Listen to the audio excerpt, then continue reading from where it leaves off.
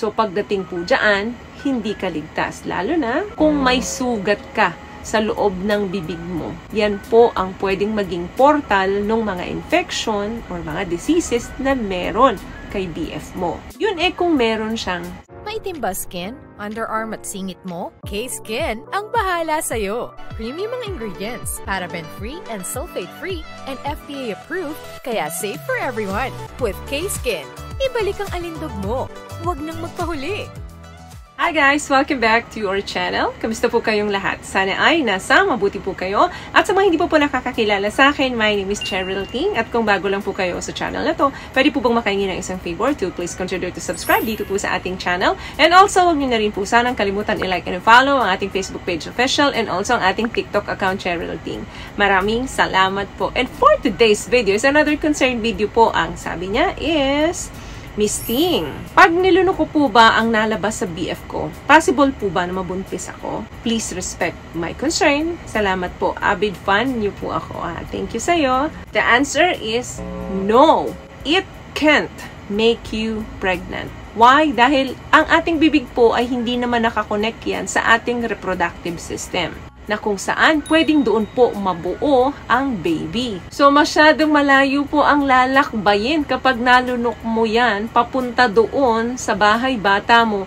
Dadaan pa yan sa tiyan mo. So, pagdating sa tiyan mo yan, matutunaw na yan ang mga acid mo. Kaya, hindi na po makakarating yan doon sa bahay bata mo. Subalit, ngunit, tatapwat, hindi ka nga mabubuntis dito by having oral. Pero, malaki naman ang possibility na mahawa ka kung meron man siyang sakit na dala-dala. For example, mga sexually transmitted infection, sexually transmitted disease, napakabilis pong mahawa niyan kung sakaling meron siya. At nagkataon naman na meron kang mga sugat dyan sa loob ng bibig mo or may singaw ka, pwedeng matransmit sa'yo yung infection or yung disease na meron siya. So, pagdating po dyan, hindi ka ligtas. Lalo na kung may sugat ka sa loob ng bibig mo. Yan po ang pwedeng maging portal ng mga infection or mga diseases na meron kay BF mo. Yun kung meron siyang sakit na hindi mo alam or maaaring hindi niya rin alam. Now, another concern, makakabuti ba ito sa katawan mo kung sakaling nalunok mo ito?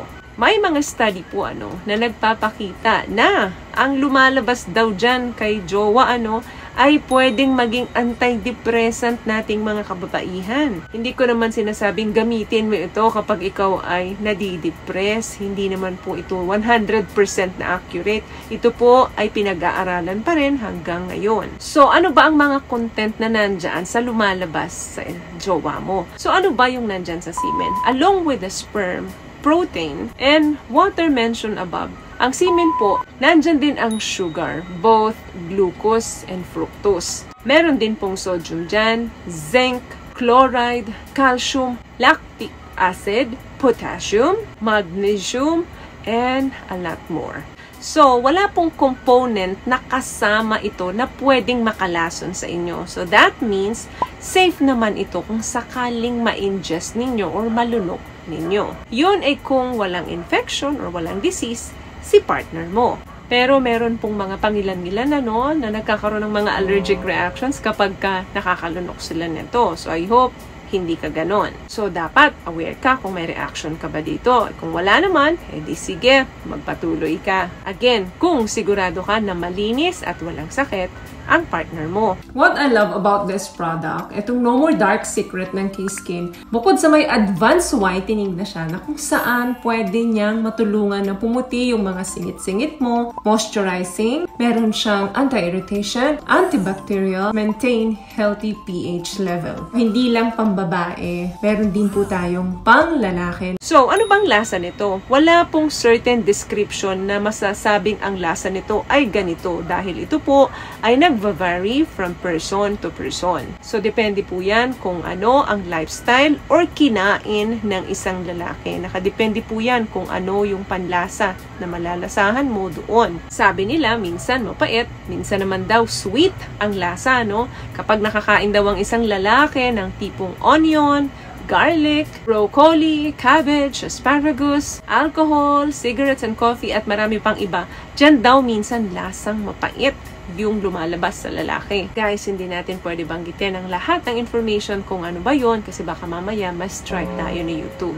At kapag nakakain naman daw or nakainom ng pineapple, ng cinnamon, celery, parsley, papaya, oranges, yan naman daw, sweet naman ang lumalabas doon sa lalaki. So, kung gusto mo or may plano kang tikman ito, siguraduhin mong ipakain sa kanya or ipainom sa kanya ang ilan sa mga nabanggit natin dito. Now, ano naman kaya ang amoy nito? Again, nakadepende na naman yan sa diet, sa health, and sa hygiene ng isang lalaki. Sa maraming pagkakataon po, madalas ang amoy nito parang bleach, or yung parang panlinis sa bahay. Yung parang amoy zone rock siya. So, are you guys familiar naman sa ganun, di ba? So, normal na amoy po yun in order to provide yung pH level ng lalaki para mas mag-thrive yung kanyang sperm. Nabanggit ko kanina sa umpisa ng video, yung antidepressant. So, possible ba na maging mood booster ito? May mga research po na nagsasabing may natural antidepressant daw ang lumalabas dyan sa lalaki kapag siya ay nagbibigo na. Bakit may natural antidepressant properties? Kasi daw, kapag ito ay natikman mo or na-ingest mo, dahil pwede kang makapag-release ng mga happy hormones such as endorphin, oxytocin, prolactin, serotonin. Yan po ay mga ilan sa mga happy hormones lamang. However, this study should be taken with a grain of salt. So hanggang ngayon po, meaning, pinag-aaralan pa rin ito ng mga eksperto. So, is it better to spit or swallow? So, ikaw na ang makakasagot niyan. Kailangan lamang na bukas ang communication ninyo with your partner para mas madali niyong maintindihan ang pangangailangan ng bawat isa. So, may natutunan ka ba sa tips na mga napag-usapan natin ngayon? At kung nagustuhan mo ang ating video, please give it a thumbs up, comment down below, and also share this video na rin po sa mga kaibigan na sa tingin niyong matutulungan ng video natin. Once again, palagi po kayong mag-iingat at palagi po kayong manalangin. Thank you guys for watching and see you in our next time. Always love yourself and be a blessing. Bye!